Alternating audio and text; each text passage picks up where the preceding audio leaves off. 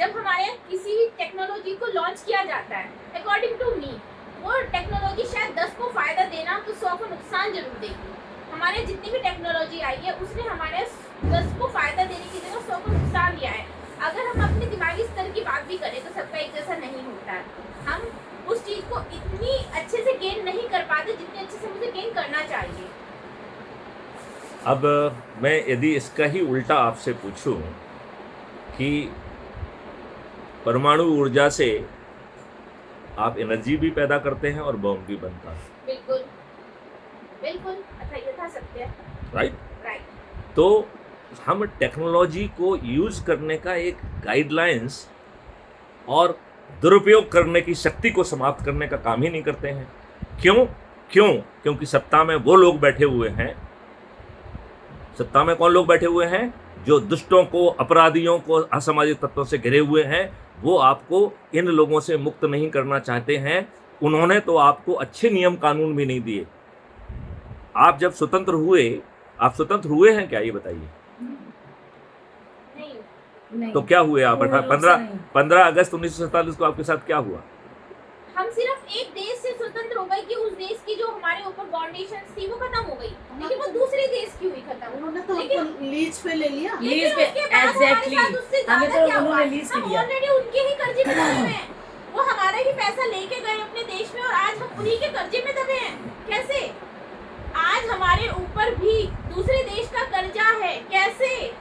हमारा देश कभी सोने की चिड़िया कहलाता था, वो हमारा सोना भी ले गए, हमारे लोग भी। अच्छा ये बताओ, सोना ले गए तो क्या चला गया? सोना को आप खा सकती थी क्या? सोना ज्यादा से ज्यादा वो एक मिनट। मिनट, सोने का मतलब है ज्यादा से ज्यादा आभूषण। सर तो हम नहीं पहनेंगे तो नहीं, सोने का मतलब इससे मत लीजिए आप, उसको दूसरी चीज से जोड़ रहे हैं। आज यहाँ की ग्रंथ, यहाँ का विज्ञान, वैज्ञानिक कैसे बने? साधु संतों से वैज्ञानिक बने। आपको एक बहुत बड़ी बात चीज कहने जा रही हूँ कि संत से एक मिनट मैं थोड़ा सा आपको टोकूं। हवाई जहाज का निर्माण किसने किया? सर रावण ने।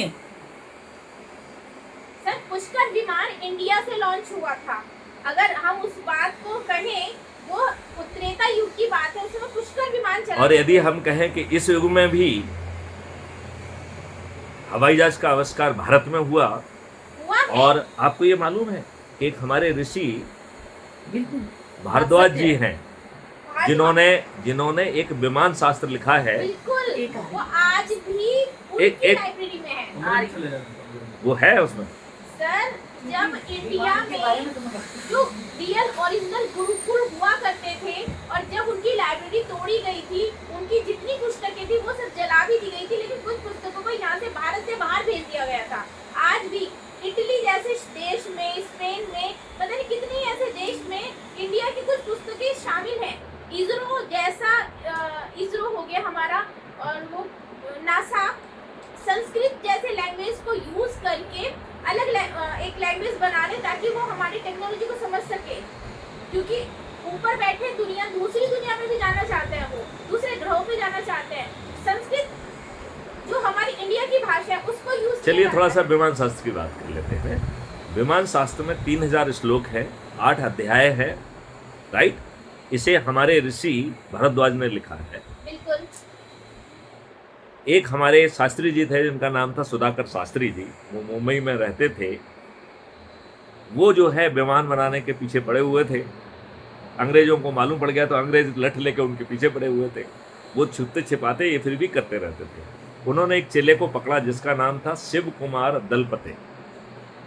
उसने 1895 में पहले हवाई जहाज का निर्माण किया, पहले एरोप्लेन का, और उसको जुहू चौपाटी में प्रदर्शित किया, जिसको देखने के लिए हजारों की भीड़ थी वहाँ पर। ये विमान 1500 फीट ऊंचाई पे गया।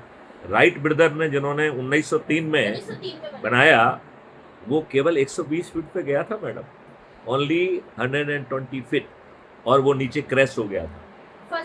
ये शिव कुमार दलपते का जो विमान था वो 1500 फीट पे रहा, 18 मिनट हवा में रहा और वो सुरक्षित नीचे जमीन पे लैंड किया। और वो पायलट लेस था। खैर वो राइट ब्रदर का भी पायलट लेस ही था। तो पायलट लेस था और ड्रोन जैसी टेक्नोलॉजी से था जिसे सुरक्षित उतारा जा सका। ऐसा है भारत का विज्ञान। आपके जो न्यूटन के जो तीनों लॉ हैं, ये क्या आपके ऋषि के ने नहीं लिखे हैं?